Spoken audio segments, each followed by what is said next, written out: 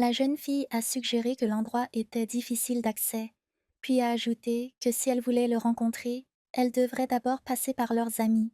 Un homme étrange au visage couvert lui a ordonné d'arrêter de dire des bêtises et de l'amener, car les amis de la jeune fille seraient éliminés dans 3 minutes. Steffi a éclaté de rire en entendant les 3 minutes. Elle a dit soit, elle chronométrera 3 minutes. La jeune fille était persuadée que Bonnie leur donnerait sa vie bien plus tôt.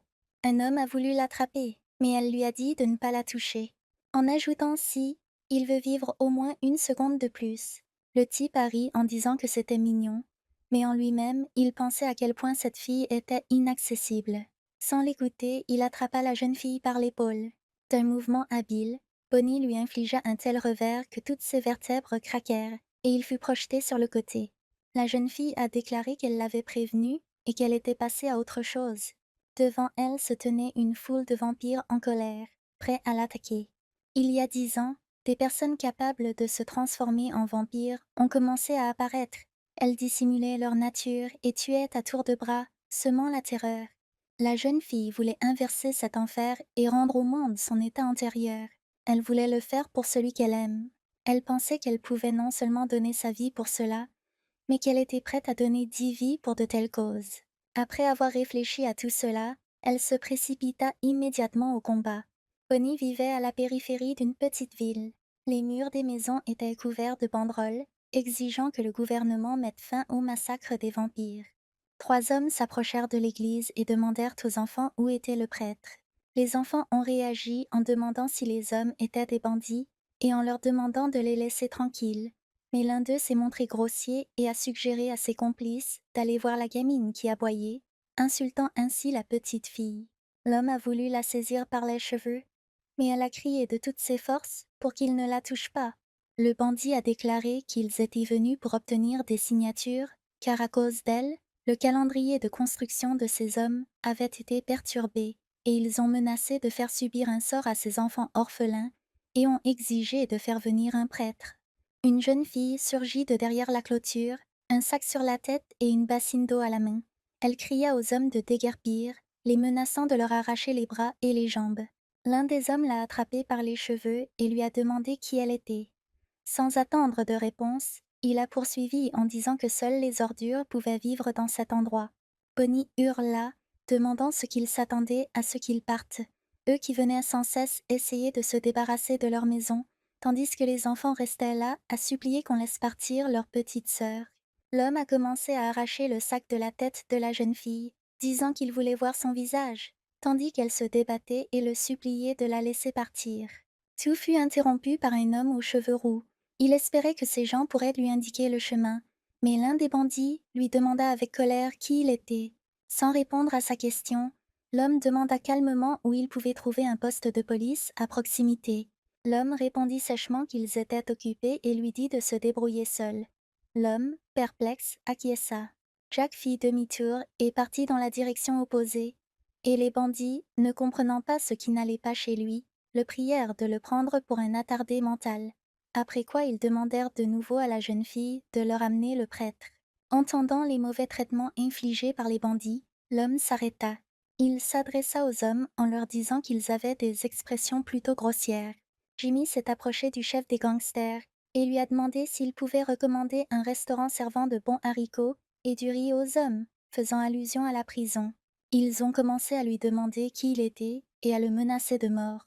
L'un des bandits murmura quelque chose à l'autre, pris de peur. Tous trois s'enfuirent précipitamment, disant qu'ils reviendraient dans une semaine et exigeant que les enfants amènent un prêtre d'ici là.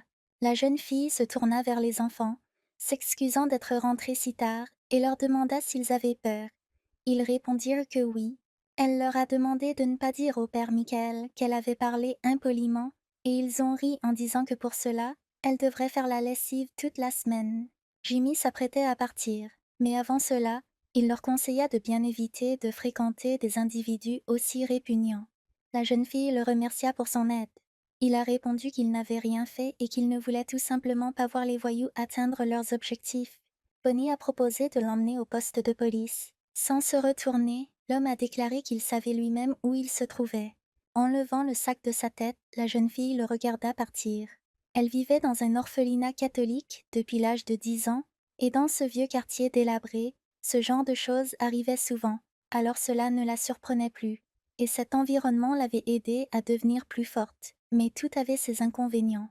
La jeune fille se souvenait comment son petit frère lui demandait souvent pourquoi elle restait toujours à la maison si elle n'avait pas d'amis issus d'activités extrascolaires, et elle répondait toujours qu'elle avait tellement d'amis qu'elle en avait déjà assez de tous, et qu'en plus, elle adorait lire. Il lui répétait sans cesse que lorsqu'elle irait à l'université, elle devrait s'inscrire à un club, car les événements et festivals étudiants étaient obligatoires, et elle répondait toujours qu'elle était étudiante, que tout allait bien, et qu'en général, elle avait plus de 300 amis à Cocoa. Elle imaginait des moments de sa vie où elle était toujours et partout seule, et trompait son entourage en disant que ses amis étaient simplement en retard. Elle pensait que pour éviter une telle vie, elle devait se faire de nouveaux amis. En se rendant en cours, la jeune fille pensait qu'elle essaierait de devenir la meilleure amie de toute l'université. Alors qu'elle se rendait à l'école, elle apprit qu'un corps avait été retrouvé dans la rue et que les gens parlaient de la morsure d'un vampire. Certains disaient même qu'il était devenu impossible de vivre dans cet endroit. Assise dans le bus, la jeune fille pensa que c'était déjà le troisième incident de ce genre dans le quartier. Même Google le confirmait. Elle ne comprenait pas comment il pouvait continuer à vivre là. Elle pensait que tout cela se passait juste à côté de chez eux et craignait pour la vie de sa famille. Sur les lieux du crime, la police a interdit à quiconque de s'approcher du corps et a demandé à tous de rester derrière la ligne jaune. Bonnie a regardé une vidéo dans laquelle un homme demandait si les gens savaient d'où venaient les vampires, si c'était par l'évolution ou si l'espèce existait depuis longtemps mais était simplement cachée au public. Bonnie a dit que la seule chose que tout le monde sait, c'est qu'ils vivent parmi les gens et qu'ils se montrent la nuit. Le présentateur a indiqué que les gens devaient être particulièrement prudents et ne pas sortir après le déclenchement des sirènes. Et vous ne devriez même pas essayer de combattre l'un d'eux, car ils sont terriblement forts et ont la capacité de se régénérer rapidement. Après les cours, les enfants se sont assis dans un café et ont joué à un jeu appelé Qui peut boire plus que qui? Quelqu'un a crié que la nouvelle étudiante avait perdu et tout le monde a crié à l'unisson qu'elle devrait boire. La jeune fille pensait être dans le jeu depuis déjà 2 heures, mais elle n'avait toujours pas réussi à avoir une conversation normale avec aucun de ses camarades de classe. Mais elle n'a pas abandonné. L'alcool était son salut ce soir-là.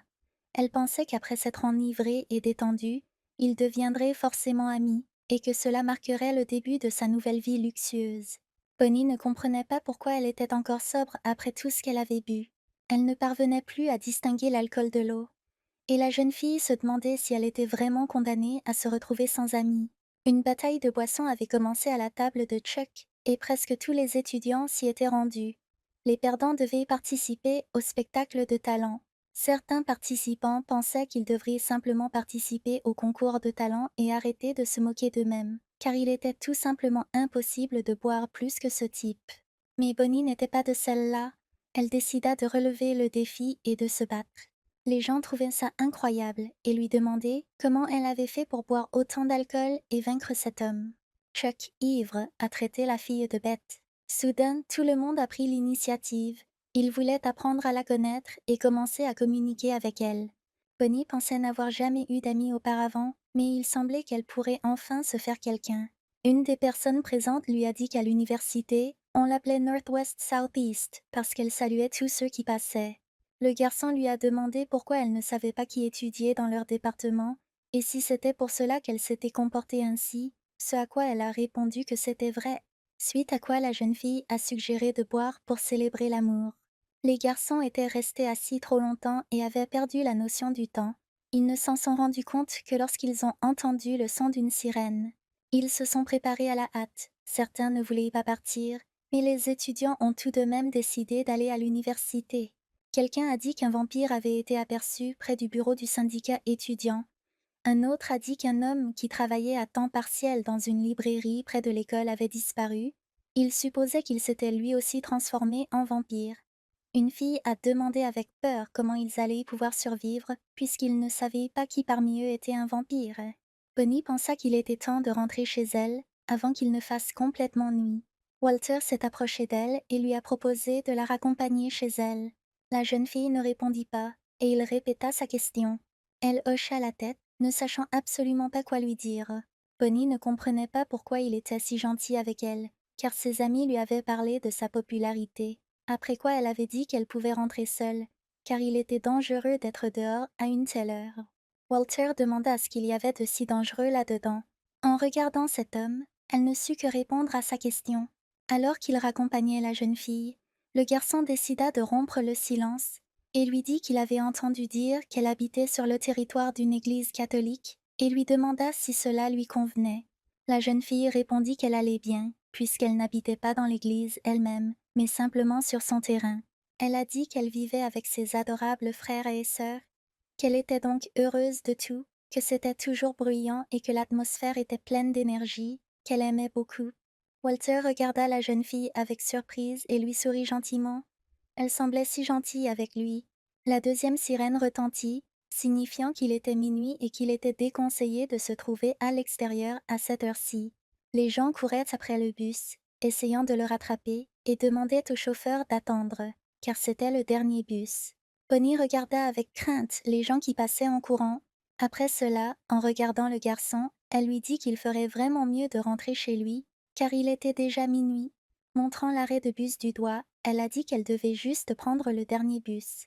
Il y avait trop de maisons vides aux alentours et personne ne pourrait aider cet homme si quelque chose lui arrivait.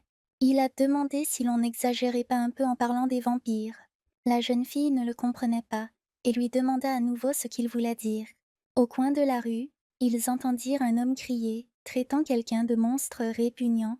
La jeune fille fut effrayée. Il s'est avéré qu'il ne s'agissait que de deux hommes, dont l'un essayait d'extorquer une dette à l'autre. Le débiteur s'est allongé par terre et a demandé la permission de rentrer chez lui ce jour-là, disant que ce serait mieux pour eux deux. Bonnie a reconnu l'agresseur comme étant le bandit qui était venu dans leur église. Il lança un regard furieux au débiteur et promit de le tuer. Le bandit s'est jeté sur l'homme et a commencé à le battre sans pitié. La jeune fille avait peur. Elle voulait aider cet homme, mais elle ne savait pas comment s'y prendre. Après quoi, elle vit le débiteur se relever d'un bond et transpercer le ventre du bandit de sa main. L'homme le regarda avec des yeux d'animal et dit qu'il avait demandé au bandit de simplement partir et que ce serait mieux ainsi. Bonnie eut encore plus peur. Elle réalisa que ce n'était pas une personne, mais un vampire, et elle murmura cela entre ses dents. Walter s'en rendit compte lui aussi et jura, après avoir abandonné la jeune fille. Il s'enfuit devant le vampire et elle resta là, terrifiée et hurlant. Elle était terrifiée et pensait que c'était ce type qui avait dit qu'il y avait trop de battage médiatique autour des vampires. Et c'est pourquoi elle ne comprenait pas comment il pouvait la laisser seule avec un vampire. Le vampire ne comprenait pas pourquoi il était si agité, et la jeune fille qui se tenait à côté lui demanda de ne pas s'approcher. Elle chercha quelque chose dans son sac à dos, essayant de se calmer mentalement. La jeune fille, effrayée, réalisa qu'elle ne trouvait pas dans son sac ce dont elle avait besoin, bien qu'elle fût certaine d'avoir pris ce que son père lui avait donné. Le vampire qui s'approcha d'elle lui demanda ce qu'elle cherchait. Il a suggéré que cela pourrait être une croix ou de l'ail, après quoi il a ri et a dit que de telles choses étaient inutiles contre eux. Bonnie réalisa qu'elle n'avait toujours pas avec elle ce dont elle avait besoin. Elle commença à regarder autour d'elle, essayant de déterminer s'il y avait des gens aux alentours et si elle pouvait compter sur de l'aide. S'en apercevant, Damon rit et dit qu'elle semblait être toute seule à cet endroit. Tremblante de peur, elle se tenait contre le mur et le suppliait de ne pas le faire. Il découvrit ses crocs et dit à la jeune fille qu'elle ne devait pas avoir peur des vampires, car ils avaient tous été des êtres humains, tout comme elle. Après s'être levé et avoir ri, le vampire prit une décision. Il était déjà prêt à mordre la fille. Mais au dernier moment, il décida de lui montrer le pouvoir de bénédiction des vampires. Après quoi, il a dit à la jeune fille qu'il voulait lui accorder la même bénédiction. La jeune fille a crié, leur demandant de ne pas s'approcher d'elle. Et Damon lui a dit que boire du sang était bien plus agréable que la drogue et qu'on pouvait en tirer une véritable euphorie. La jeune fille ne savait pas quoi faire, mais elle comprenait qu'elle devait trouver un moyen de lui échapper. Saisissant la jeune fille par les cheveux, le vampire lui demanda pourquoi elle ne voulait pas devenir l'une des leurs et se placer au-dessus des hommes. Il a dit qu'il l'envelopperait de la même manière. Il a promis de faire d'elle un vampire. Soudain, quelque chose se produisit. Le vampire lâcha la jeune fille et se prit la tête entre les mains, l'horreur se lisant dans ses yeux. Une belle jeune fille blonde l'a attaqué. Une bagarre éclata entre elles. et la belle en sortit victorieuse. Après quoi, la jeune fille s'est prise le visage de peur, elle a pleuré et murmuré entre ses dents qu'elle n'aurait pas dû faire ça. Elle s'était déjà dit plusieurs fois d'arrêter de faire ça. Cette magnifique jeune fille est née vampire. À son retour chez elle, elle ne se souvenait plus où elle avait rangé sa coiffe et se mit à la chercher. Elle continua frénétiquement à le chercher, sans se souvenir où elle l'avait laissé. La jeune fille était très heureuse de le trouver dans le panier à linge. En le posant sur sa tête, la jeune fille pensa qu'elle était probablement la personne la plus négligée de toute la région. Bonnie sut qu'elle était en train de changer lorsqu'elle devint extrêmement agitée, mais heureusement elle a pu se calmer grâce à cette couronne d'épines. La jeune fille se promit de ne pas l'oublier la prochaine fois, car si elle se faisait prendre, elle ne pourrait ni aller à l'université, ni rien faire d'autre. Il ne lui était pas du tout facile de vivre parmi les gens en essayant de cacher son vrai visage. Elle restait allongée là, pensant que cela lui était encore arrivé, mais elle voulait simplement vivre comme une personne ordinaire. Elle ne voulait rien avoir à faire avec les vampires. Après un cours à l'université, un professeur s'est approché de la jeune fille et lui a demandé s'il avait bien compris qu'elle s'était présentée comme Bonnie. La jeune fille a répondu que c'était son nom. L'homme a répondu qu'il avait remarqué à quel point elle continuait à étudier avec assiduité, même après la fin du cours, et il voulait simplement s'assurer qu'elle avait assez de force pour la prochaine fois. La jeune fille le remercia de sa sollicitude et répondit qu'elle allait bien.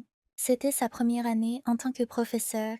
C'est un enseignant sincère qui connaît chacun de ses étudiants par son nom et qui donne ses cours même le week-end. C'était un étudiant légendaire qui cumulait 3 emplois pour financer ses études. Il a eu une enfance difficile avec une mère célibataire, mais aujourd'hui ils vivent bien et il va probablement devenir papa le mois prochain. La jeune fille pensait que cet homme était digne de respect et qu'elle devait travailler aussi dur que le professeur pour réussir dans la vie. Pendant la récréation, les enfants ont demandé à la fille si c'était vrai qu'elle avait récemment rencontré un vampire. Ses amis se demandaient si elle était blessée, et certains ont même demandé si elle était morte, ce à quoi la jeune fille a souri et répondu que, pour autant qu'ils puissent voir, elle était toujours en vie. Le type a traité Walter d'abruti pour avoir laissé la fille seule avec le vampire, et elle a répondu qu'il n'y avait pas lieu de s'inquiéter, car elle avait elle aussi réussi à s'échapper. Un des étudiants a déclaré avoir entendu dire que sur 10 000 personnes, une seule est un vampire. L'ami de Bonnie a déclaré, sous le choc, que c'était dingue, car dans ce cas, il y en avait au moins 2 comme ça dans leur université. Que doivent-ils faire si l'une d'entre elles étudie en classe? Mais que le garçon lui suggère de ne pas trop réfléchir à ce sujet. La jeune fille commença à s'inquiéter de toutes ces histoires de vampires, mais elle essaya de se calmer en se disant que le rapport de police ne contenait aucune piste et qu'elle devait simplement se faire discrète à l'université. Elle a surpris une conversation entre 2 garçons qui discutaient d'un incident au cours duquel un vampire avait massacré une famille entière.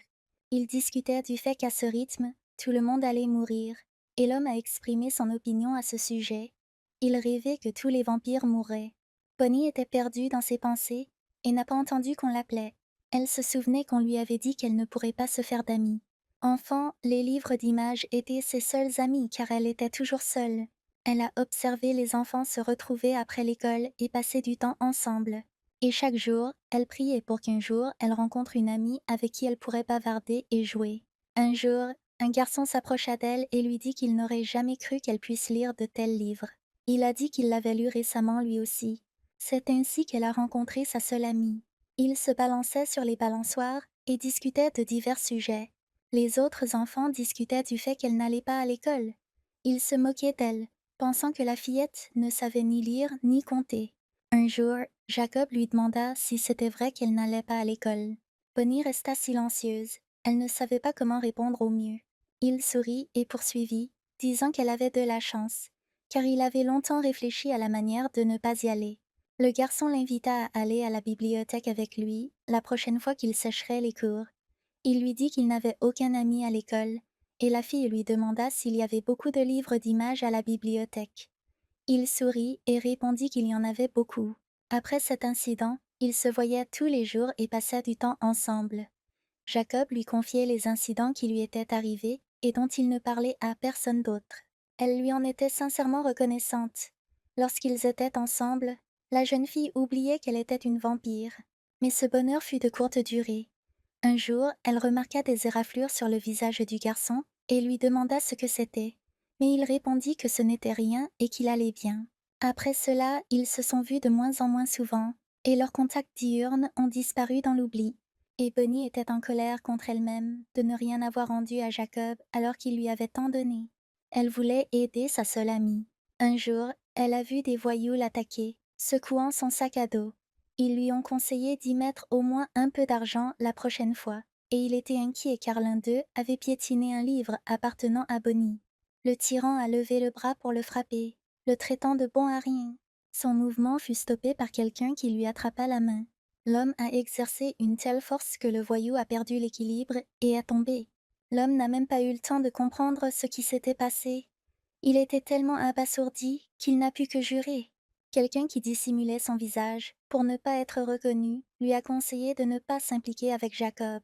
L'homme était si fort que son coup a fait s'effondrer le mur derrière le tyran. Les voyous se sont enfuis en courant, pris de panique, dans différentes directions, et cet homme est arrivé en courant, dévoilant son visage au type, afin de savoir comment il allait. C'était Bonnie qui voulait vraiment tout expliquer au garçon. L'expression de son visage effraya la jeune fille. Elle ne savait pas à quoi s'attendre de sa part. Mais il avait peur et ne demandait qu'une seule chose, qu'elle ne le tue pas. Ses yeux étaient emplis de déception, car elle essayait simplement d'aider sa seule amie. La jeune fille fut tirée de ses souvenirs par ses amis, qui continuaient de l'appeler sans cesse. Elle a fait comme si de rien n'était et leur a dit qu'elle était déjà en route. Un peu plus tard, sur le campus, les garçons étaient debout et discutaient de quelqu'un. Ils disaient qu'ils pensaient que cette personne ne reviendrait plus dans l'établissement scolaire, car ils ne l'avaient pas vue depuis très longtemps. La jeune fille venait à peine d'avoir le temps de réfléchir à l'identité de la personne lorsqu'elle sentit une poussée dans la poitrine. Ce type l'a insultée et lui a demandé si elle ne voyait pas où elle allait. Joe a crié que c'était lui qui l'avait percutée, mais la jeune fille a suggéré de ne pas chercher à comprendre et de simplement partir. Ce type avait mauvaise réputation. Tout le monde à la fac pensait que c'était un psychopathe malade. Il semait la zizanie partout où il allait. Il agressait des étudiants lors de soirées arrosées et leur extorquait de l'argent. Il fumait dans les salles de classe pendant les cours, affirmant qu'il s'agissait d'une cigarette électronique et que c'était autorisé. Rosie a dit qu'elle avait entendu parler de son amitié avec une professeure du lycée, mais il ne faisait pas le poids face à cet homme. Bonnie a suggéré de ne pas le croiser et de simplement partir. Joe a dit que ce type avait un problème, mais les filles n'ont pas compris ce qu'il voulait dire. L'homme a demandé à ses interlocuteurs si, selon eux, le hooligan avait l'air malade. Raphaël se souvenait comment, marchant dans la rue, il était tourmenté par une soif terrible. Il avait pris un bidon d'eau à un homme et l'avait vidé. Cependant, il avait toujours envie de boire.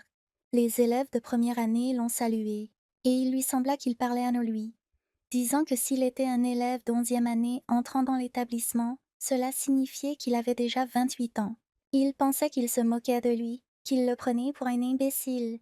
Il voulait simplement lui demander si tout allait bien, car il semblait un peu perdu. Il se demandait s'il avait besoin d'aide, après quoi ils ont dit que le dernier bus de banlieue allait bientôt arriver et qu'il devait partir. Effrayés par son apparence, ils décidèrent de s'enfuir le plus vite possible. Il pensait que tout le monde autour de lui savait qu'il ne trouvait pas de travail, qu'il se moquait de lui parce qu'à son âge, il n'avait pas terminé ses études, qu'il avait l'impression que tout le monde le regardait avec dédain. Raphaël regarda son reflet dans la vitre de la voiture et pensa qu'il n'en avait pas besoin, car il avait reçu un cadeau extraordinaire. On entendit les sirènes et tous les gens coururent à l'arrêt de bus, craignant de rater le dernier bus. Un professeur marchait dans la rue, parlant au téléphone avec sa mère, lui expliquant pourquoi il devait encore une fois rester tard au travail. Apercevant Raphaël, il interrompit la conversation et, se tournant vers lui, dit qu'il ne s'était pas vu depuis longtemps. L'homme le regarda et pensa que ce porc avait réussi à devenir riche, mais que son visage restait laid. En montant dans la voiture, le professeur Cross a dit qu'il se demandait ce que son ami faisait maintenant, jusqu'à ce qu'il apprenne qu'il retournait à l'école. Il s'est excusé auprès du garçon, disant qu'il était pressé et lui a proposé de discuter la prochaine fois. Il a expliqué qu'il avait déjà donné des cours à ses élèves et qu'ils s'étaient tous révélés très travailleurs, ce qui l'obligerait à redoubler d'efforts pour préparer ses cours. Raphaël regarda M. Cross et pensa au fait qu'ils étaient entrés à l'université la même année. Comment cet imbécile avait-il pu trouver un emploi? Il supposa que le professeur avait soudoyé quelqu'un et avait ainsi obtenu un bon poste. Ce type était agacé par tout, même par le fait que le professeur ait une belle voiture. Il repensait à la façon dont le professeur faisait l'idiot, pendant que lui, le pauvre, courait partout pour des entretiens. Cet homme pensait que, quels que soient ses efforts, le succès n'arrivait qu'à certains, laissant les autres indifférents. Le professeur lui a demandé si tout allait bien, car il l'avait appelé, mais il n'avait pas répondu. Monsieur Cross a demandé à Raph s'il pouvait le laisser passer, puisqu'il se tenait juste devant sa voiture. Mais l'homme interpréta ses paroles comme il le souhaitait. Il pensa que l'autre se moquait aussi de lui et le réprimandait. Il avait l'impression que tous ceux qui l'entouraient se moquaient de lui et l'humiliaient. Il pensait que tout le monde trouvait sa vie nulle. S'étant mis en colère, il s'est énervé et a attaqué la voiture du professeur. D'un simple geste de la main, il la souleva dans les airs et la projeta, la faisant ainsi basculer sur le toit. Il s'est dirigé vers la voiture et a crié des insultes aux personnes qu'il avait vues plus tôt, car il estimait qu'elles l'humiliaient et l'insultaient. Raph se demandait s'il pensait vraiment qu'en critiquant sa vie, il pourrait améliorer la leur, et le professeur, suspendu dans la voiture renversée, a demandé pourquoi cet homme faisait cela. L'homme hurla de peur, suppliant son ami de partir et de ne pas s'approcher, car il venait tout juste de commencer une nouvelle vie, et il ne voulait pas y dire adieu si tôt. Cependant, le vampire était désormais inarrêtable. Le lendemain, les étudiants se sont réunis dans la salle de pause et ont discuté de ce qui s'était passé. Ils pensaient que le professeur était une très bonne personne, mais beaucoup ne comprenaient pas comment on pouvait tuer quelqu'un. Joe ne comprenait pas comment ils pouvaient assister au cours alors qu'ils avaient si peur. Rosie remarqua que son ami était à nouveau perdu dans ses pensées et lui demanda si tout allait bien, ce à quoi elle répondit que tout allait bien. Tous les étudiants ont reçu une lettre d'information du professeur Schmidt, leur rappelant la date de l'Assemblée générale des étudiants. Tout le monde s'est rendu dans la salle de réunion. Les élèves s'inquiétaient d'être pris en charge si tard et espéraient être libérés plus tôt, car se déplacer en ville tard le soir était trop dangereux. Raphaël, l'homme qui avait tué le professeur préféré de tous, était assis dans le placard, à l'abri des regards indiscrets. Il s'assit et se remémora une fois de plus toutes les insultes qu'il avait dû endurer dans sa vie. Ce type pensait savoir comment arrêter de se traiter de déchets. Raph pensait qu'il suffisait d'en finir avec les autres. Les étudiants se sont réunis dans la salle de réunion et l'un d'eux a annoncé que le professeur arriverait très bientôt. Rosie demanda où était passé Bonnie. Joe fut lui aussi surpris de son absence, car ils avaient tous marché ensemble, après quoi il demanda à son amie si elle avait vu son masque. Un vampire fraîchement transformé s'approcha d'une des salles de classe. Il était déterminé, et je voulais montrer à tout le monde ce qui se passerait si je le contactais. Cependant, lorsqu'il entra dans l'auditorium, il constata qu'il était complètement vide. Il était perplexe et ne comprenait pas où tout le monde était passé, car ils étaient censés se réunir dans cette même pièce. Il a ensuite vu un mot indiquant que la réunion avait été déplacée vers un autre lieu. Dans la salle de classe où tous les étudiants étaient réunis, le professeur demanda à l'un d'eux pourquoi ils avaient changé de salle, ce à quoi l'homme répondit que ce n'était pas lui qui avait envoyé les messages à tout le monde. Le bâtiment où, selon la note, se tenait la réunion était voué à la démolition et une banderole était accrochée à son entrée, demandant aux gens de ne pas y entrer. Arrivé devant le bâtiment, l'homme a déclaré qu'il était impossible qu'une assemblée générale d'étudiants s'y tienne. Il aperçut une fille devant lui et lui demanda qui elle était. C'était Bonnie. Elle avait mis un masque pour que personne ne la reconnaisse. Elle lui répondit que s'intéresser à sa personnalité n'était pas quelque chose dont il devait se préoccuper, puis lui demanda pourquoi il avait tué le professeur. L'homme demanda à nouveau, surpris, de qui il s'agissait, puis, avec un sourire, il demanda: alors, ce cochon était votre professeur. Raph a dit que ce minable se comportait de manière arrogante, qu'il était fonctionnaire alors qu'il était payé à l'heure. Une personne devrait absolument vivre selon ses moyens. Bonnie a posé la question, et c'est tout. Elle voulait juste savoir si c'était vraiment la seule raison pour laquelle le type avait tué l'homme. Il regarda la jeune fille et ne comprit pas exactement ce qui, dans sa réponse, lui déplaisait. Et il a calmement répondu par un consentement, disant que cela lui suffisait. La jeune fille fut choquée de réaliser qu'il avait mis cet homme en pièces uniquement à cause de son propre sentiment d'infériorité. Ce professeur n'a absolument rien fait. Alors pourquoi a-t-il dû devenir une telle victime? La jeune fille était tellement submergée par la colère qu'elle dut même fermer les yeux. Elle a déclaré que des gens comme lui sont la raison pour laquelle le monde est un endroit si effrayant, pourquoi les gens ont peur de laisser leurs enfants sortir et pourquoi ils ne peuvent pas dormir la nuit à cause de la peur. La jeune fille lui demanda pourquoi tous ces gens devaient vivre dans la peur. Elle lui a suggéré de se rendre, de demander pardon à la famille de la victime et de prévoir une compensation, mais lui, usant de sa force, l'attaqua. Il a projeté la fille au loin, sur le côté. L'homme était content d'être invulnérable. Bonnie s'approcha de lui par derrière, le surprenant, et lui demanda s'il pensait vraiment qu'une telle manœuvre fonctionnerait avec elle. Ce type ne comprenait absolument rien à ce qui se passait. Il se demanda si ce coup était faible, puisqu'il savait l'avoir porté de toutes ses forces. Et puis il réalisa enfin que la fille qui se tenait devant lui était elle aussi une vampire. Il s'est rendu compte qu'il n'était pas la seule personne spéciale dans cet endroit. Raph demanda comment la fille avait pu aller à l'université. N'était-elle pas folle, obsédée par l'envie de sucer le sang de tous ceux qui étaient en présent? Il lui ordonna d'enlever son masque, lui demandant si on ne lui avait pas appris qu'il était interdit de cacher son visage en présence d'aînés. Il comprenait pourquoi la jeune fille cachait son visage. Elle était condamnée si elle était prise. L'homme a continué à exiger qu'elle retire son masque, promettant de ne pas la tuer. Après quoi il lui a dit d'arrêter de faire la modeste, car il ne lui demandait pas d'enlever ses vêtements, et la jeune fille a répondu qu'il semblait qu'il ne comprenait pas quelque chose. Elle a dit qu'elle portait le masque pour son propre bien, car s'il découvre qui elle est, elle sera obligée de le tuer. Le garçon sourit, ne croyant pas les paroles de la fille. Il lui demanda si elle savait que l'efficacité des pouvoirs qu'un vampire pouvait absorber en buvant du sang dépendait de son corps. Après quoi il attaqua de nouveau la jeune fille, certain qu'elle bluffait et qu'elle serait incapable de lui faire quoi que ce soit. Il se souvenait de tout ce qu'il savait sur les proportions dans lesquelles le sang humain est absorbé par le corps du vampire, ce sentiment quand la chair est déchirée en morceaux et les os réduits en miettes.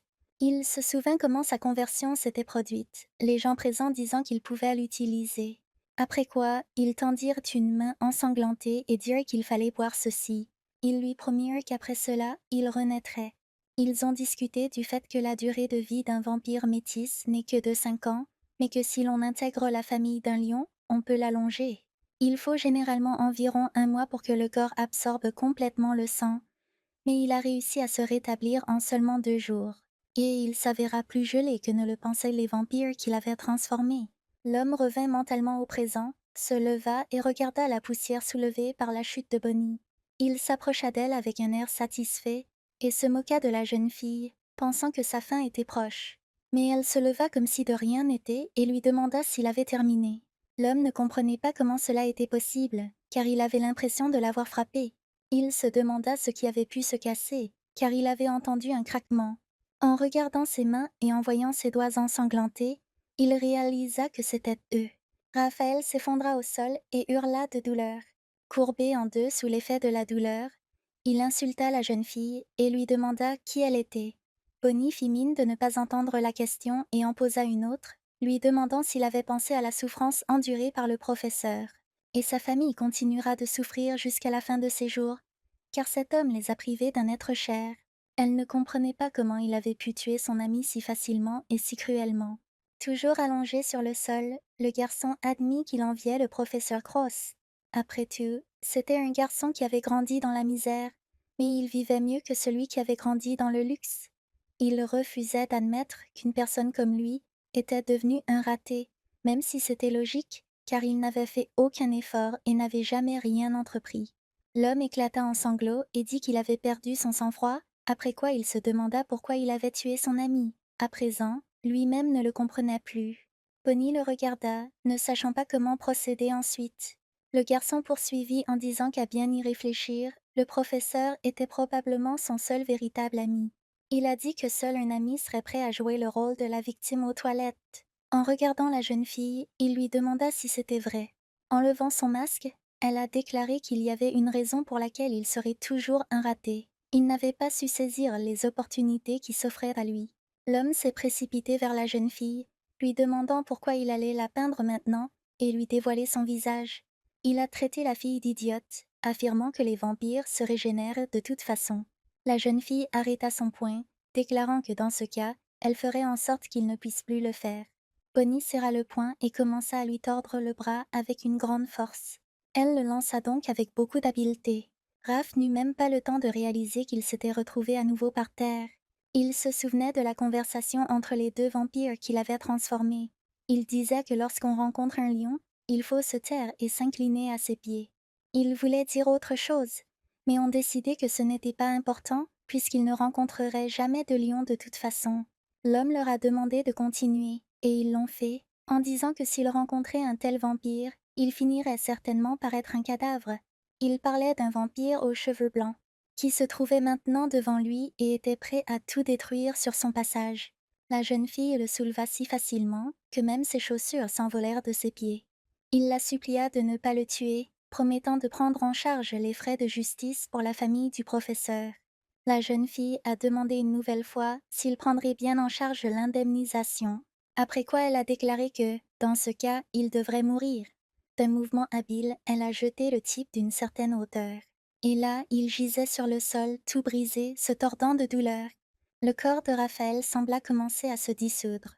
Bonnie resta debout et observa la scène depuis le côté. Ses supplications lui revinrent sous les yeux. La jeune fille soupira, se retourna et s'éloigna. Sur les lieux du crime, l'enquêteur s'est approché de l'homme et lui a demandé s'il ne pouvait rien faire lui-même et s'il était obligé d'être là pour cette foutue enquête. Il a suggéré que tout le monde finisse rapidement le travail afin de pouvoir enfin quitter les lieux. Il a demandé s'il y avait des pistes, et son subordonné a répondu qu'il y en avait quelques-unes.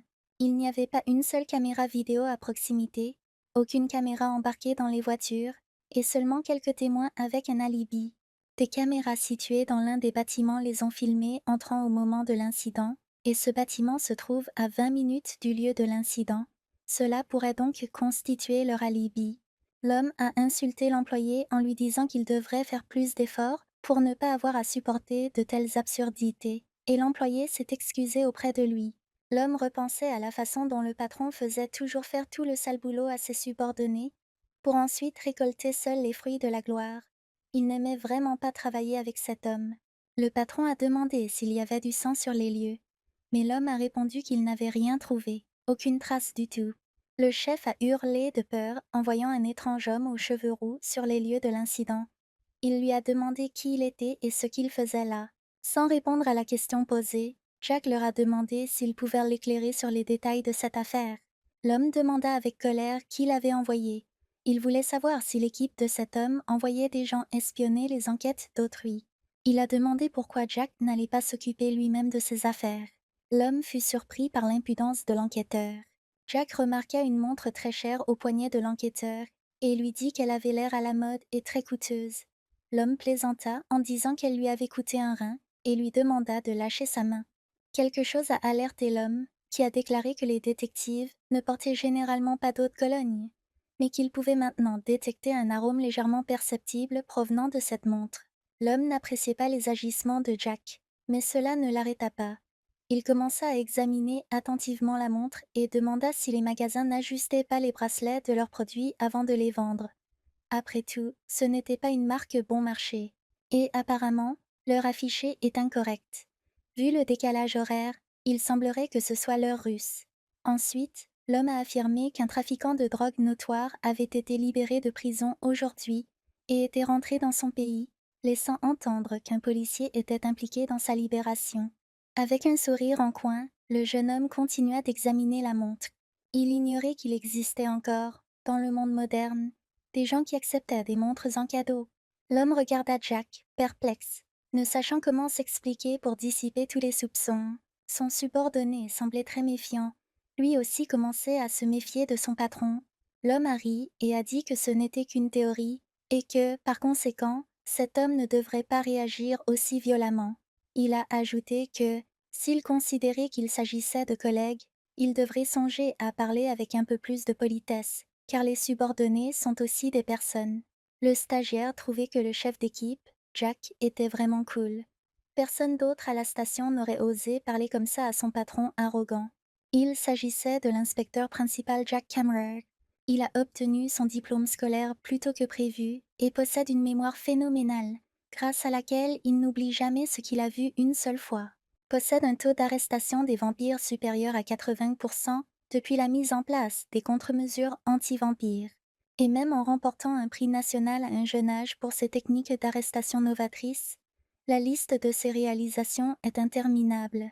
C'est pourquoi on le surnommait le fantôme chasseur de vampires. L'homme a répondu avec sarcasme qu'il rentrerait le premier et s'est excusé de l'avoir dérangé. Les subordonnés de l'enquêteur ont insisté lourdement sur lui, affirmant que tout cela nécessitait une enquête. Mais il a tenté de se justifier en disant qu'il avait simplement ramassé ce que l'homme avait jeté. Sur la seconde scène de crime, un homme coiffé d'une casquette déclara que la victime avait été jetée hors du bâtiment et que d'après les marques relevées sur les lieux, elle s'était battue avec le tueur. Jack fut surpris qu'on puisse se battre contre un vampire, après quoi l'homme ajouta qu'il y avait une bonne nouvelle. Il pouvait au moins être tranquille à cause d'un vampire. Cela a un peu calmé le commandant du groupe. Ils contemplèrent le bâtiment et se demandèrent à quelle violence avaient dû avoir les coups pour causer une telle destruction. Jack pensait que s'il y avait eu une bagarre, les preuves seraient éparpillées partout. Mais à en juger par l'absence de preuves, il n'y avait pas eu de bagarre, c'était un passage à tabac unilatéral. La victime n'a aucune chance de survie. Il a dit que c'était un vampire inhabituel. Les gens discutaient de l'immeuble Gunshire effondré. Ils s'inquiétaient du fait qu'il n'y avait aucune caméra sur place et que les raisons de l'effondrement étaient inconnues. Mais ils étaient rassurés par le fait que personne n'avait été blessé. Certains ont supposé qu'il s'agissait d'un vampire, car les policiers arrivaient en nombre de plus en plus important et, sur le campus universitaire, un type se tenait devant plusieurs banderoles et criait dans un micro qu'il y avait bel et bien un vampire dans la cantine. Il a déclaré qu'ils avaient déjà connu 2 incidents et que, malgré leurs nombreuses demandes à l'administration pour qu'elle intervienne, celle-ci resterait passive. Les amis de Bonnie avaient peur. Rosie disait que le type avait raison et que l'administration ne faisait absolument rien. Et son ami lui suggéra qu'il serait peut-être préférable de commencer à étudier uniquement en ligne. Bonnie décida qu'à partir de ce moment-là, elle devait être encore plus prudente, car le risque d'être découverte augmentait de jour en jour. Les garçons ont demandé à la jeune fille où elle avait disparu si soudainement la veille, et elle a répondu qu'elle avait mal au ventre et s'est excusée de ne pas les avoir prévenus immédiatement. La jeune fille sentit un regard posé sur elle et se retourna. C'était Jack. Il se tourna vers la jeune fille et lui demanda si elle s'appelait Bonnie. Les amis de la jeune fille ont commencé à deviner de qui il pouvait s'agir. Joe a demandé à Bonnie si c'était son petit ami, et la jeune fille a répondu qu'il était probablement un magnate de la finance. Joe a souri et a demandé ce qu'il était advenu de ses vêtements dans ce cas. Bonnie se souvenait que c'était le même homme aux cheveux roux qui avait demandé où il pouvait trouver un poste de police à proximité. Il se souvint qu'il ne s'était toujours pas présenté.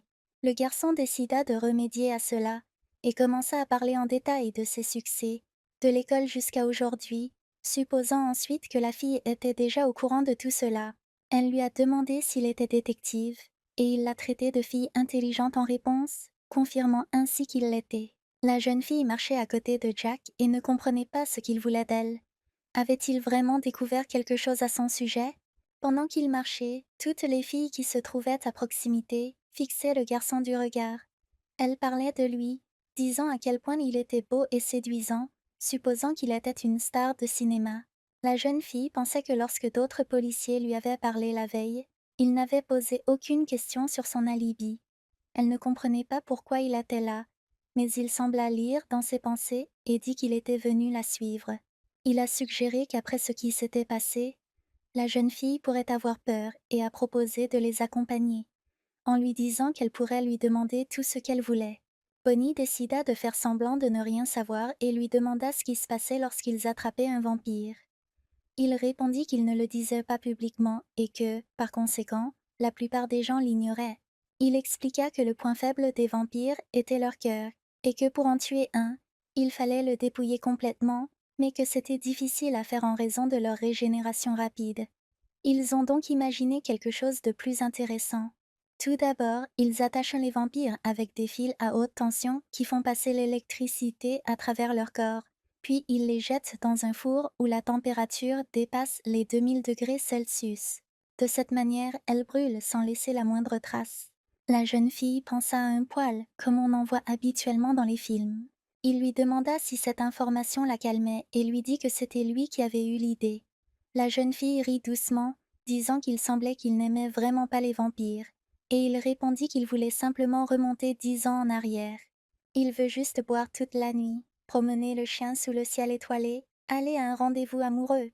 Ses plans consistaient à tuer tous les vampires, et à remonter le temps, à remettre chaque chose à sa place. Bonnie était effrayée par ses projets. Ils sont entrés pour manger un morceau, et Jack a mentionné que le seul endroit près de chez eux était un restaurant de porc effiloché. Il n'avait pas mangé de nourriture de ce genre depuis si longtemps qu'il avait déjà oublié l'existence d'autres plats à base de porc. L'homme lui a proposé de commander autre chose, disant qu'il l'invitait, qu'il ne comprenait pas comment elle pouvait étudier toute la journée et manger si peu. Elle a refusé, disant que cela lui suffirait. Jack a suggéré qu'on mange quelque chose et qu'on discute en même temps. La jeune fille accepta et remercia le jeune homme pour le repas. Après avoir senti l'odeur de la nourriture, Bonnie pensa qu'elle ne pourrait jamais s'y habituer, même si elle l'avait déjà senti des dizaines de fois. Elle sentit quelque chose et leva les yeux vers Jack. Il s'avère qu'il a été blessé. Le policier a déclaré qu'il semblait s'être coupé la main en essayant de couper de la viande, et la jeune fille lui a demandé s'il allait bien, se demandant comment il avait pu se couper à un endroit pareil. Il a dit à la jeune fille de ne pas s'inquiéter, car il était habitué à la vue du sang qu'il envoyait tous les jours. La jeune fille regarda sa main et pensa au sang. Elle pinça les lèvres, essayant de ne pas se trahir, et l'homme commença à lécher sa plaie, comme pour en aspirer le sang, et dit qu'elle était assez profonde. À ce moment-là, il observait de très près le comportement du personnage principal. La jeune fille était assise, les yeux baissés, se retenant de tout. Sous la table, elle serrait la couronne d'épines dans ses mains et pensait que cet homme la mettait intentionnellement à l'épreuve. Il sait que les vampires ne peuvent pas manger de nourriture normale et observe sa réaction au sang. L'homme s'est excusé auprès d'elle pour le sang qu'elle avait mis en mangeant et lui a dit de se dépêcher de finir avant que tout ne refroidisse. Après quoi il lui a demandé si elle n'aimait pas le goût de ce plat. Puis il lui a demandé directement si c'était peut-être elle qui ne pouvait pas manger ce genre de choses. La jeune fille lui demanda de quoi il parlait, s'il existait des gens qui ne mangeaient pas de kembab, ce à quoi il répondit que c'était tout à fait possible. Il a poursuivi en disant que ce serait pareil si elle était une vampire. Ils ne boivent que du sang et des boissons, et dès qu'ils ingèrent quelque chose de semblable, leur nature le rejette dans une agonie atroce.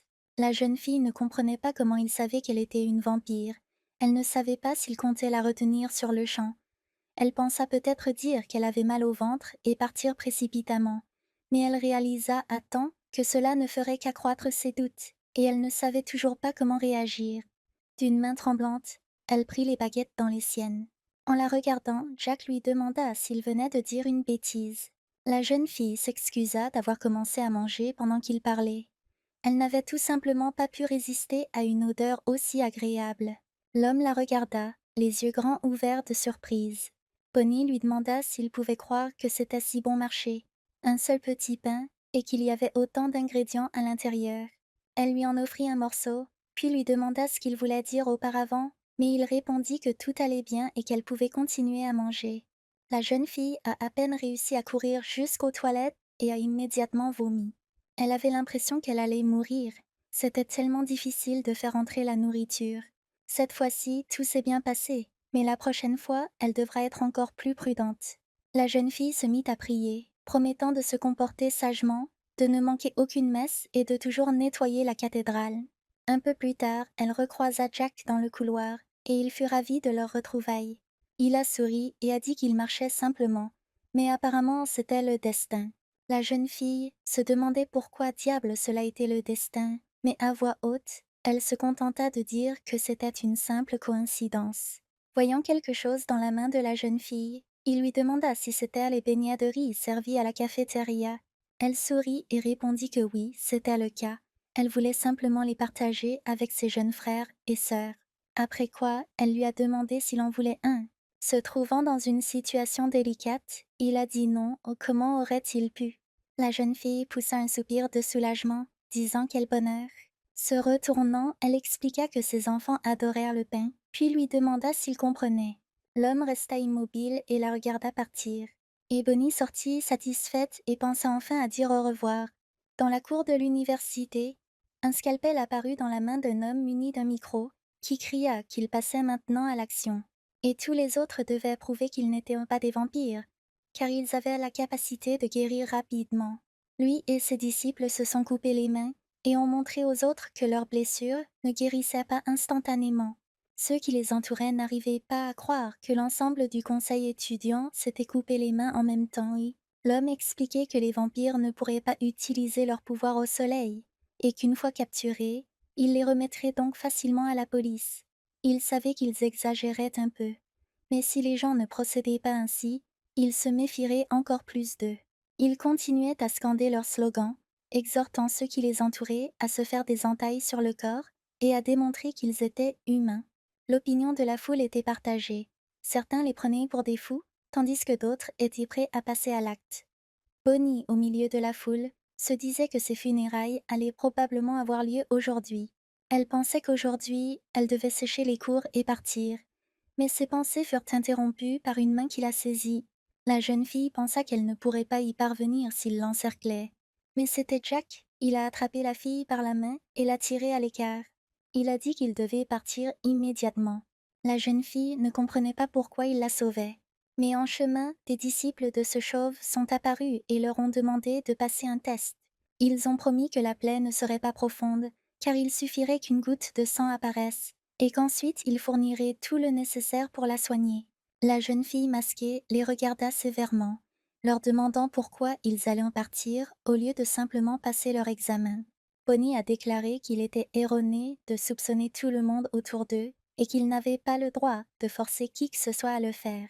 La jeune fille s'est mise en colère et a déclaré que Bonnie devait être au courant de ce qui s'était passé dans leur établissement scolaire. Elle ne comprenait pas comment une élève pouvait se justifier compte tenu de la situation actuelle.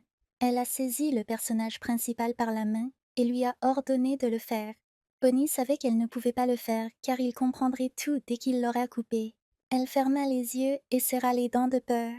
Mais j'ai vu le regard surpris de la jeune fille masquée et j'ai ressenti le malaise de la situation. Elle avait un bandage ensanglanté au bras.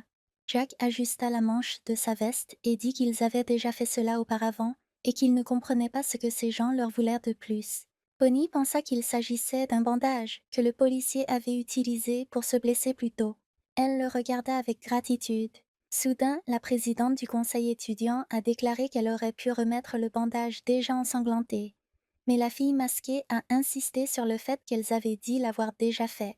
Mais l'homme a dit qu'il devait en être sûr car il ne l'avait pas vue de ses propres yeux. La jeune fille comprit qu'elle allait être découverte et qu'elle n'avait aucune issue. Et maintenant, une main se tend vers elle.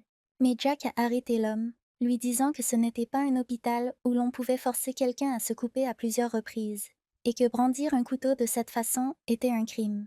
Le président du conseil étudiant était outré et a exigé d'être renvoyé, et l'homme a dit qu'il comprenait ce que ressentèrent les étudiants, mais que c'était trop et qu'il devait les laisser passer. Ricardo ne comprenait pas comment il pouvait se fier à la parole de cet homme. Il devait attraper les vampires aujourd'hui, car tout le conseil étudiant risquait d'être expulsé de l'université. Jack a montré sa carte de police et a dit qu'il pouvait tout miser. Les jeunes ne s'attendaient pas à un tel retournement de situation, et le policier a déclaré que cet étudiant allait les aider dans l'enquête. La jeune fille lui était incroyablement reconnaissante, mais ne comprenait toujours pas pourquoi il la sortait de cette situation. Le soir, la jeune fille était chez elle en parfaite sécurité. Elle était allongée là, profitant du sommeil de son petit frère et de sa petite sœur. Son passe-temps insouciant fut interrompu par un SMS. Il provenait d'un détective qui lui disait que si elle avait des ennuis, elle devait l'appeler. Elle pensa que ce qui s'était passé aujourd'hui était vraiment effrayant. Elle regarda l'autocollant envoyé par le type et n'en comprit pas le sens. Les enfants ont demandé si leur petite sœur envoyait des SMS à son petit ami. L'un d'eux a dit qu'il pouvait deviner que c'était un petit ami à la façon dont ses doigts tapaient, et la fille était outrée qu'il n'ait pas encore dormi. Elle leur a dit d'aller se coucher et leur a demandé de parler comme des enfants normaux. Elle pensait que ce type était différent des autres, et elle se demandait pourquoi il laissait tout passer. La jeune fille n'en était pas tout à fait sûre. Cependant, elle pensait que c'était une bonne personne.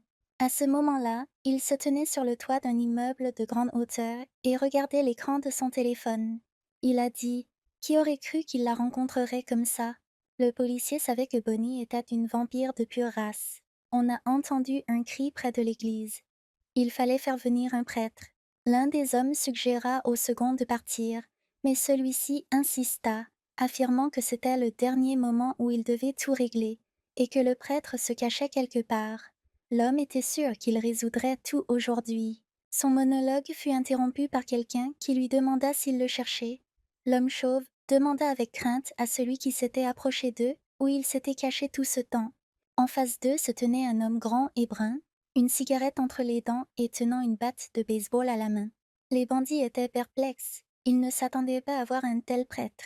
Le chauve commença à convaincre le père Michael qu'il devait signer les documents, en disant qu'il l'avait déjà trop attendu et qu'il n'allait pas le dorloter simplement parce qu'il était prêtre. Le père Michael dit « Eh bien alors ?» et il fit tournoyer sa batte. Il l'a frappé au sol avec une telle force qu'il s'est brisé en deux, ce qui a beaucoup effrayé les bandits. Écrasant sa cigarette sur sa propre langue, il suggéra que ce n'était pas le meilleur endroit pour discuter et qu'il devrait peut-être aller dans un endroit plus calme. Les deux bandits prirent la fuite. L'un d'eux a dit que s'il n'avait pas été si occupé, il aurait certainement arraché les mains du prêtre, et le second, souriant, a dit qu'il n'avait rien de prévu, mais le chauve a assuré qu'ils avaient bel et bien des projets. Klaus ne comprenait pas ce qui clochait chez ce prêtre, et Bruce lui demanda s'il n'avait pas déjà parlé de cet homme à son partenaire par le passé. L'homme chauve a dit que tout est clair pour lui, il suffit de le regarder.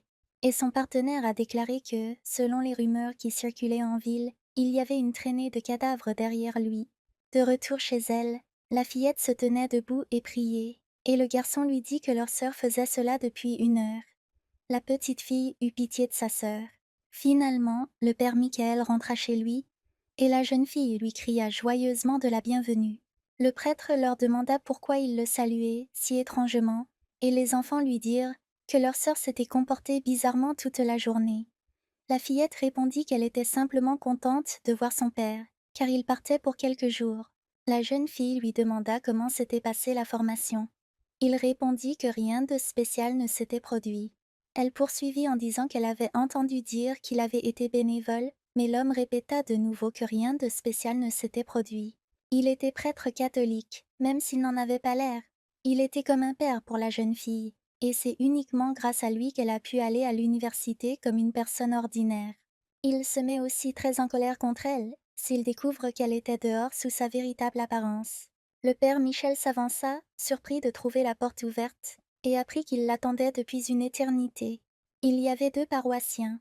L'homme leur a demandé s'ils avaient besoin de quelque chose, et ils ont répondu qu'ils étaient simplement venus le remercier d'avoir réparé la plomberie de leur maison et qu'ils voulaient aussi lui souhaiter un joyeux anniversaire. Ils savaient qu'il aimait l'alcool et lui avaient préparé un délicieux vin d'abricot. L'homme prit le pot que les dames avaient apporté. Il leur a dit de ne pas s'inquiéter et qu'il était prêt à tout faire pour eux. Et Bonnie a pensé qu'il avait aimé le cadeau et qu'il en était très content. La jeune fille remarqua qu'il n'était pas en colère et supposa qu'il ne savait pas ce qui s'était passé. Mais il se tourna vers elle et dit qu'il devait parler. La jeune fille pensa alors qu'elle était définitivement un cadavre. Ils grimpèrent sur le toit du bâtiment, à l'abri des regards et des oreilles indiscrets. Le père Michael se tenait au bord du précipice, le regard perdu au loin, et la jeune fille restait là, attendant la suite des événements. L'homme sortit une cigarette et s'apprêtait à l'allumer. Il continua longtemps à regarder au loin, rassemblant ses idées sans savoir par où commencer. Il a demandé directement à la jeune fille si c'était elle qui avait été impliquée dans l'incident avec le vampire près d'eux. Bonnie déglutit de beurre. Après avoir allumé une cigarette, il lui a demandé si elle avait réfléchi à ce qui se passerait si elle s'était fait prendre. La jeune fille a tenté d'expliquer ce qui serait arrivé à ses enfants et aux habitants de leur quartier, affirmant qu'elle n'avait vraiment pas eu le choix ce jour-là. Il a dit qu'elle savait parfaitement comment les gens considéraient ces créatures, et qu'il pensait jusqu'à aujourd'hui qu'elle prendrait la bonne décision, mais qu'il ne pouvait pas la laisser s'en tirer ainsi, et lui a interdit d'aller à l'université jusqu'à ce qu'elle ait retrouvé ses esprits. La jeune fille a dit que ce n'était pas juste, car il savait combien elle avait travaillé dur pour s'installer là. Les larmes aux yeux, la jeune fille raconta que jusqu'à l'âge de 10 ans, elle n'était jamais sortie et n'avait pas un seul ami, et que ce n'est que maintenant qu'elle commençait à s'habituer à l'université. Il n'arrivait pas à la croire, car jusqu'à ce jour, elle n'avait jamais causé de problème. L'homme s'est écrié, lui demandant si elle ne comprenait vraiment rien. Il a dit que la durée pendant laquelle elle entraînait la bête n'avait pas d'importance. Aux yeux du peuple, elle ne sera rien de plus qu'un monstre. Bonnie le regarda avec peur et ne sut que répondre. Elle se souvenait de la façon dont ceux qui l'entouraient avaient réagi à ce qui se passait autour d'elle. Ils ont déployé diverses banderoles et crié qu'ils vivaient dans l'horreur à cause des vampires depuis 10 ans. Ils ont demandé au gouvernement d'intervenir car les incidents impliquant des vampires semaient l'horreur dans la vie de leurs enfants. On pensait que ce n'était qu'une question de temps avant que les vampires ne vîent la terre de ses ressources, et on disait qu'il fallait les éradiquer avant qu'il ne soit trop tard. Bonnie ne se souvenait de rien avant son arrivée au refuge à l'automne, il y a 10 ans. En apprenant à se connaître, elle a réalisé une chose. Les gens sont un vaste champ parsemé de fleurs d'une beauté éblouissante, et elle n'avait rien à faire ici. Peut-être que son père a raison et que ses efforts n'y changeront rien. Pour ces gens, elle est un monstre qui les traque. Elle n'avait aucun ami avec qui partager des souvenirs. Elle ne pourra pas exprimer ses sentiments si elle tombe amoureuse. La jeune fille voulait simplement être une personne ordinaire, et elle était prête à risquer sa propre vie. Il y avait 3 personnes, debout près de l'entrée du club, et l'une d'elles, se tournant vers l'autre, dit qu'il serait un excellent remplaçant pour le gamin qui avait récemment fait une gaffe. Il dit qu'en principe, il n'aurait rien à apprendre, sauf une chose. L'homme reconnut que les lions devraient obéir sans réserve, mais il demanda à ce que le lion entende exactement par là. L'homme expliqua que les lions sont les noms des 6 chefs qui exercent un contrôle total sur les vampires de ce pays. Ils sont complètement différents des vampires que le garçon avait vus auparavant. Ils possèdent une puissance écrasante qui leur permet de contrôler d'innombrables monstres tels que les vampires. Un seul lion peut détruire une ville entière grâce à sa force. Le garçon était ravi et a demandé s'il pouvait lui aussi devenir un lion, mais il a reçu une réponse négative. Un homme s'approcha d'eux et les vampires commencèrent à se moquer de lui. Ils lui demandèrent s'il avait déjà travaillé comme mannequin pour des manteaux, et il répondit qu'il était venu voir le lion. Le vampire fut surpris et lui dit que ce n'était pas un zoo. Il a intimé à l'homme de déguerpir, faute de quoi il le tabasserait. L'homme repoussa le vampire et continua son chemin. Et le type au chapeau rit, car il avait complètement ignoré le vampire. Stéphane s'est mis en colère et a dit que ce crétin voulait vraiment aller se faire enterrer. L'homme frappa les 2 vampires avec une telle force que leurs corps vibrèrent, puis s'effondrèrent au sol. Après quoi, il a continué comme si de rien n'était. Un autre vampire a tenté d'attaquer Cole, mais il répéta, comme pour hypnotiser, qu'il devait appeler le lion. Un homme en costume a fait irruption dans le bureau de M. Lucie et lui a demandé ce qu'il devait faire, et celui-ci a répondu que ce qui se passait avait l'air drôle.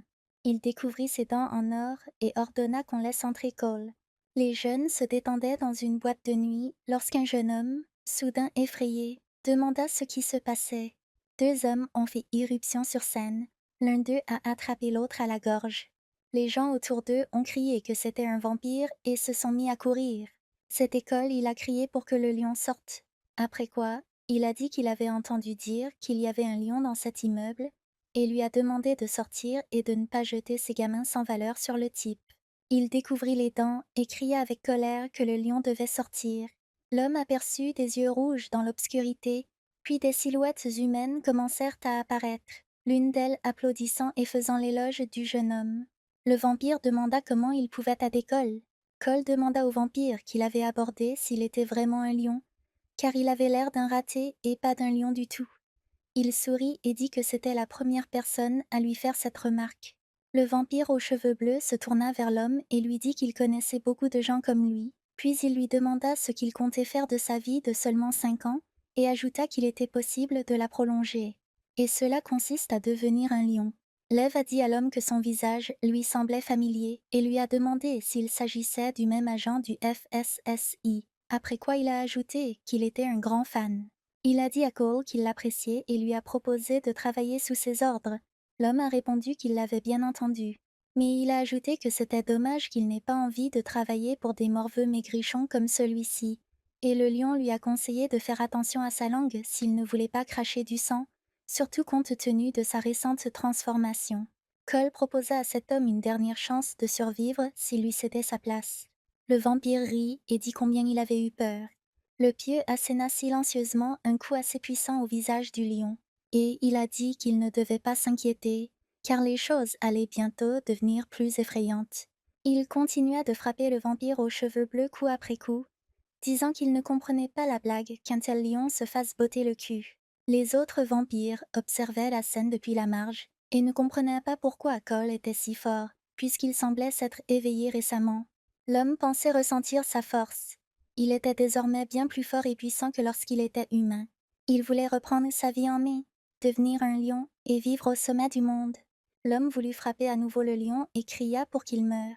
Cependant, d'un simple effleurement du doigt sur le front de l'homme, il parvint à lui asséner un coup si puissant que Cole fut projeté sur le côté. Le coup fut si violent que l'homme fut projeté très loin sur le côté. Léo, voyant le corps étendu là, déclara que c'était une honte et que cet homme ne méritait pas son temps.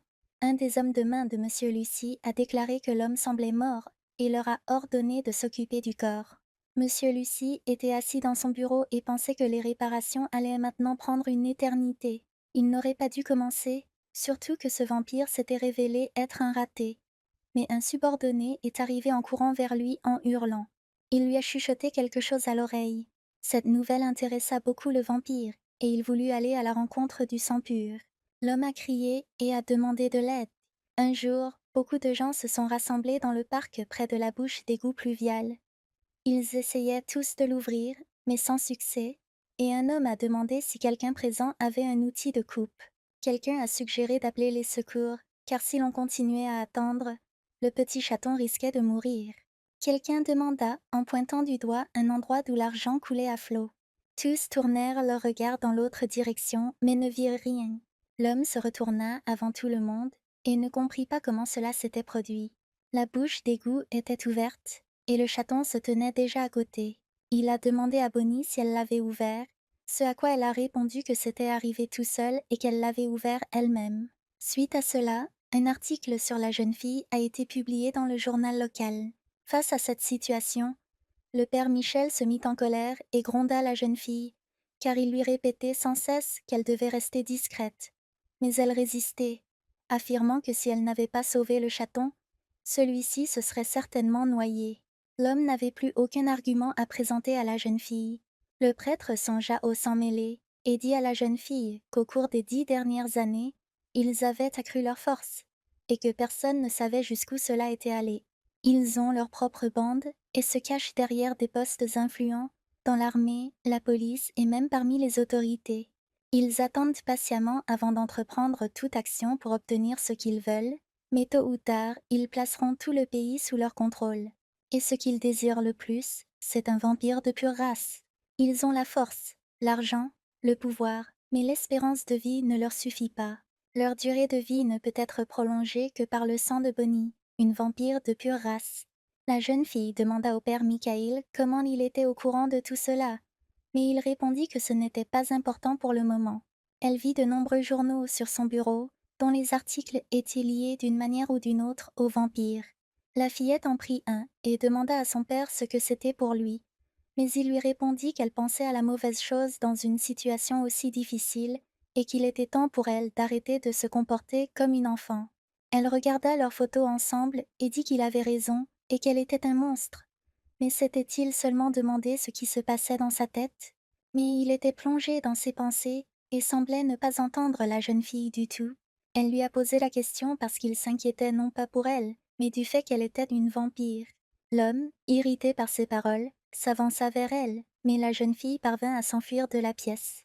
En fuyant, la jeune fille laissa tomber l'enveloppe, sur laquelle était écrit Joyeux anniversaire de la part de Bonnie. Il soupira lourdement et s'assit sur la table, plongé dans ses pensées. La jeune fille, effrayée, s'enfuit du bâtiment. Elle pensait que son père la poursuivait. Bonnie pensait qu'il avait toujours été comme ça. Elle se souvenait d'une fois où, alors qu'elle aidait un homme âgé, lorsqu'on lui avait demandé comment le remercier, il avait répondu qu'il devait l'inviter à une pendaison de crémaillère. Il a toujours été honnête avec les gens, mais en réalité, il ne l'a jamais considéré de la même manière. Ses pensées firent couler des larmes sur les joues de la jeune fille. Elle était très bouleversée, car le père Michael était comme un père pour elle. Pendant un office religieux, deux paroissiennes discutaient. L'une disait que le prêtre était très impoli, car en 10 ans, elle ne l'avait jamais vu sourire. Et l'autre ajoutait que, selon la rumeur, son corps était couvert de cicatrices et qu'il avait peut-être un passé trouble. L'homme leur a demandé de ne pas participer à la conversation et ils se sont excusés auprès de lui. Il se tourna vers eux, leur demandant s'ils comprenaient que c'était tout à fait impoli, puis ajouta que si cela se reproduisait, il serait obligé de les mettre à la porte. Son discours fut interrompu par l'apparition de Monsieur Lucie. En le voyant, il réalisa que ce vampire était complètement différent des créatures assises dehors. Les paroissiens qui faisaient la queue commençaient à s'impatienter. Ils ne comprenaient pas ce qui bloquait la file d'attente. L'homme a dit qu'il cherchait quelqu'un et espérait que le prêtre l'aiderait à rencontrer cette personne. Tout cela était dangereux, car il y avait des paroissiens aux alentours, et il devait d'une manière ou d'une autre les faire sortir de l'église. Les regards se tournèrent vers l'avant de la file, se demandant qui c'était et ce que faisait le père. Le père Michael a fait semblant de ne pas comprendre qui il cherchait et a déclaré qu'ils accomplissaient le rite de la communion. Et monsieur, Lucie a dit qu'ils partiraient dès qu'ils auraient trouvé cette personne. Le prêtre le regarda sévèrement et déclara que cette personne n'avait pas sa place dans l'église. L'homme a dit qu'il avait une mine plutôt méchante pour un ecclésiastique et a demandé comment il savait qui il recherchait. Quelqu'un dans la file d'attente a demandé si le type serait plus rapide. Le vampire tenta de se contenir et prononça une phrase qu'il ne répéta qu'une seule fois. Il ne fallait pas le toucher. L'homme dans la file d'attente n'a pas écouté, s'est approché de lui et lui a arraché le parapluie des mains. Il s'en est pris à l'homme, l'insultant et lui demandant s'il ne voyait pas qu'il y avait des gens derrière lui. Le vampire se mit en colère. Ses yeux semblèrent devenir fous, et il était prêt à tuer cet homme.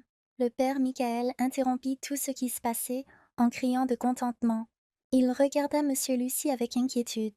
Après quoi, il s'est tourné vers les paroissiens, s'excusant et leur disant qu'ils allaient devoir interrompre la messe ce jour-là et leur a demandé de rentrer chez eux. À leur départ, les gens se demandaient ce qui s'était passé et si tout allait bien avec le prêtre.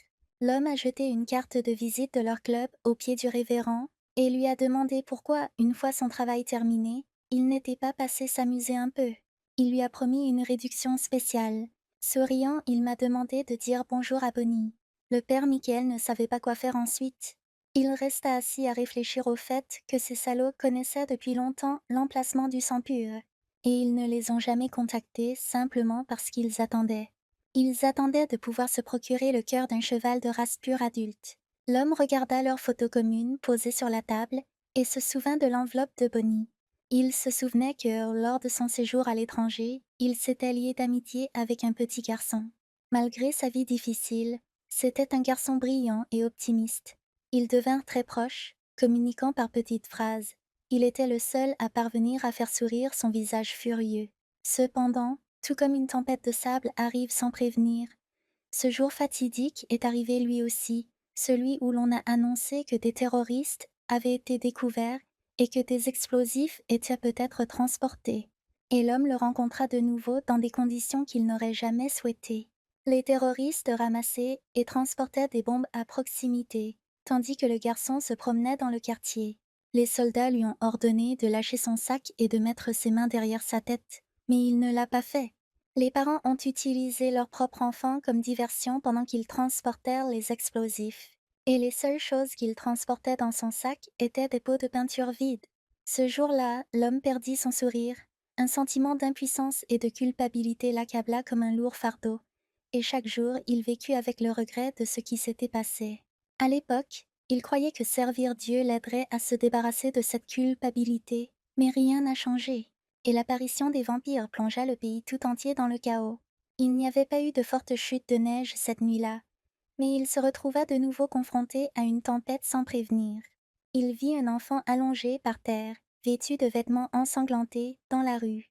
Après avoir amené cette jeune fille à l'hôpital, il apprit du médecin qu'elle n'avait pas une seule coupure. La femme lui a demandé s'il était son tuteur. Il a répondu que non et s'apprêtait à partir, mais la petite fille l'a attrapé par la manche. Et il se souvenait du garçon allongé sur le sol, mourant. L'homme l'avait amené chez lui comme guidé par le destin. À part son âge et son nom, la fillette ne savait rien d'autre. Et il devint vite évident qu'elle n'était pas humaine. Chaque fois qu'il regardait le visage de la jeune fille, il faisait des cauchemars, hanté par des souvenirs qu'il souhaitait oublier. Un jour, il prit une décision et déchira toutes les lettres qu'il avait écrites à son jeune ami. Et la jeune fille a vu tout cela. Quelque temps plus tard, en rentrant à la maison, il vit une pile de lettres collées sur la table. Elle avait tout trié, recollé les morceaux et laissé une lettre d'elle-même, dans laquelle elle remerciait son père de lui avoir permis de dormir dans un lit chaud et s'excusait de lui avoir fait vomir le repas qu'il lui avait donné. Après quoi, elle s'est rendue au poste de police et a voulu avouer qu'elle était un vampire. La policière était effrayée et ne savait pas quoi faire. Mais elle a supposé que la jeune fille plaisantait et lui a dit que de telles plaisanteries ne lui apporteraient rien de bon. La policière a dit qu'elle ferait semblant de n'avoir rien entendu. Mais la jeune fille a continué d'insister, et la femme lui a demandé ce qu'elle ferait si de vrais vampires l'attrapaient soudainement et lui demandaient où étaient ses parents. Bonnie pensait qu'elle devait simplement le prouver. Les policiers ne comprenaient pas ce qui se passait et étaient prêts à dégainer leurs armes. Mais le père Michel est arrivé en courant, a pris la petite fille par la main et a dit qu'il l'avait cherchée partout. L'homme a déclaré aux policiers que la jeune fille leur jouait probablement un tour bizarre, mais qu'elle s'ennuyait depuis quelques jours. Il revint à ses pensées et sortit un énorme sac à dos du placard. Le père Michael ignorait quand ces créatures viendraient les chercher. Il devait donc effacer toute trace de leur passage, quitter les lieux et trouver un moyen de protéger les paroissiens. Il passa en courant devant la porte derrière laquelle dormirent les enfants. L'homme ne vit personne à la porte d'entrée et pensa pouvoir s'échapper par les ruelles. Mais des vampires lui barrèrent le chemin et lui demandèrent où il allait avec un si gros sac, comme s'il essayait de s'échapper. Il a affirmé qu'il n'y avait que des enfants et a demandé aux vampires de partir au moins pour aujourd'hui. Michael ne savait pas à quoi s'attendre de leur part et craignait une attaque. L'un des vampires a déclaré que leur maître leur avait simplement ordonné d'être sur leur garde, et la jeune fille, en regardant l'heure, a confirmé que ce n'était effectivement pas le meilleur moment. Les vampires se précipitèrent vers la porte même derrière laquelle se trouvèrent les enfants. Le prêtre courut après eux en leur demandant de ne pas faire cela. Il a demandé à épargner les enfants, car ils étaient encore très jeunes. Cependant, l'un des vampires a défoncé la porte et s'est excusé pour l'intrusion. La vanne de la bonbonne de gaz était ouverte et une bougie brûlait à proximité. Le vampire souleva la couverture, espérant y trouver des enfants. Quelle fut sa déception lorsqu'il ne trouva personne. Puis il y a eu une explosion et l'un des vampires est mort. Le prêtre, terrifié, se tenait près du bâtiment qui avait explosé, craignant que des enfants aient péri dans la maison. Le vampire, supposant que l'homme était fou, lui demanda ce qui s'était passé. Le vampire en flammes affirma que le prêtre avait tendu un piège dans la maison. Le vampire se jeta sur l'homme, lui demandant comment il avait osé faire une chose pareille. Michael para le coup avec son sac à dos, et le vampire le transperça d'un coup. Après cela, l'homme sortit un lance-flamme et brûla le vampire. Puis les autres vampires s'approchèrent de lui et lui demandèrent où se trouvait le sang pur, promettant que tout cela ne se terminerait pas pacifiquement. Il leur dit que le soleil était maintenant à son zénith et leur demanda pourquoi il avait dû créer une telle situation. Et il est sorti délibérément à un moment où ils ne seraient pas en mesure d'utiliser pleinement leur pouvoir. La maison de l'homme était en feu et les vampires étaient prêts à l'attaquer. Les vampires furent informés que leur voiture avait explosé. L'homme aux cheveux longs jura et demanda à l'homme qui il était. L'homme pensa que ces crétins n'avaient pas remarqué des pièges aussi simples. Il répondit au vampire en disant qu'il le traitait lui-même de personne sans valeur. Un léger rééquilibrage de la situation devrait donc être normal. Les enfants ont couru vers la fillette et étaient très heureux de l'avoir retrouvée.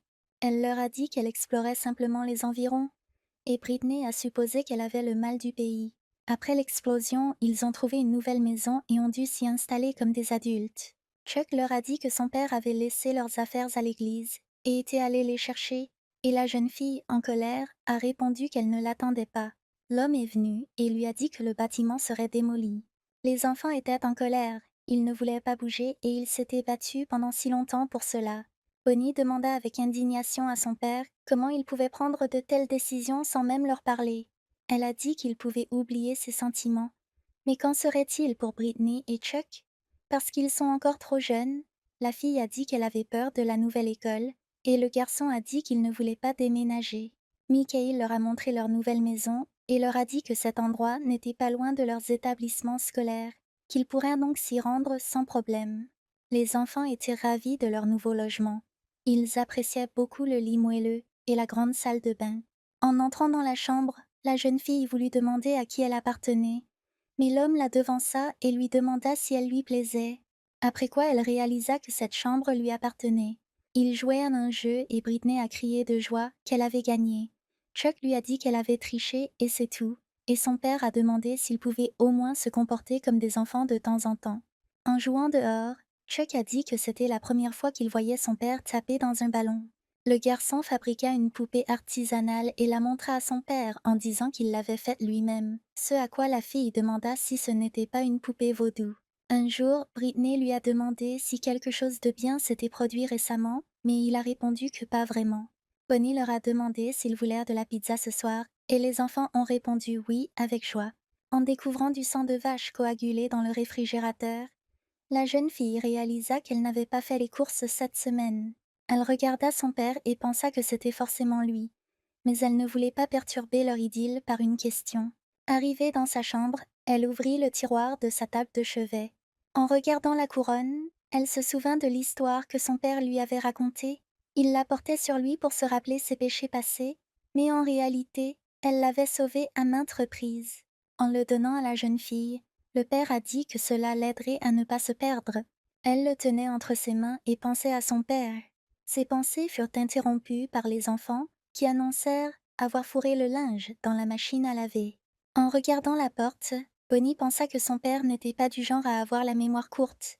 Chuck a proposé de manger quelque chose de bon au retour de son père. Bonnie a suggéré des hamburgers, ce qui la ravit. Tout le monde se demandait quand il reviendrait. La jeune fille était certaine qu'il reviendrait bientôt, mais en attendant, il était aux prises avec les vampires. Il les brûla, et ils implorèrent sa pitié. 3 étaient déjà morts. Le père Michael pensait que le carburant restant devrait suffire à tuer le reste des animaux. Il détruisit le réservoir de carburant, mais les vampires vivants étaient toujours là. L'homme pensait que c'était une mauvaise chose, car c'était sa meilleure arme, et il n'avait rien d'autre. Un vampire s'approcha de lui et lui demanda s'il ignorait que les gens étaient faibles, parce qu'ils comptaient sur des armes comme celle-ci, puis lui demanda s'il ne trouvait pas cela aussi drôle maintenant qu'avant. Il a menacé l'homme, lui disant de ne pas croire qu'ils allaient le tuer comme ça. Le père Michael se leva, un pistolet à la main. Le vampire, surpris, demanda à l'homme s'il pensait vraiment pouvoir faire quoi que ce soit avec un si petit paix. Il a demandé si, puisque la grande solution n'avait pas fonctionné, pourquoi pensait-il que celle-ci fonctionnerait? Le vampire suggéra à l'homme de mourir paisiblement, car il compliquait les choses pour eux deux. Il s'est précipité sur le prêtre en criant qu'il devait connaître sa place. Le père Michael a tiré un coup de feu qui lui a transpercé la poitrine. Il se souvenait comment, plus tôt, en tirant sur une cible, il avait tiré 10 balles et qu'elles avaient toutes atteint exactement le même endroit. Il y a quelques années, le gouvernement a capturé une métisse et a mené des expériences sur elle, mais il n'a pas pu mener l'expérience à terme à cause d'autres métisses. Le vampire demanda à l'homme s'il pensait vraiment mourir avec autant de balles logées dans le corps. Le père Michael se souvient avoir rencontré un homme de sa connaissance qui lui a apporté un dossier contenant des documents et lui a dit qu'il prenait un grand risque en faisant cela. Il ne savait pas ce que faisait le prêtre, mais lui a demandé de ne pas le faire. Il restait chez lui et se familiarisait avec une énorme pile d'affaires de vampires. Revenant au présent, il déclara qu'ils avaient tout découvert sur les corps des vampires et que l'homme savait que si le même endroit était attaqué à plusieurs reprises, la régénération du corps deviendrait 2 fois plus lente, ce qui finira par entraîner une incapacité totale à le faire.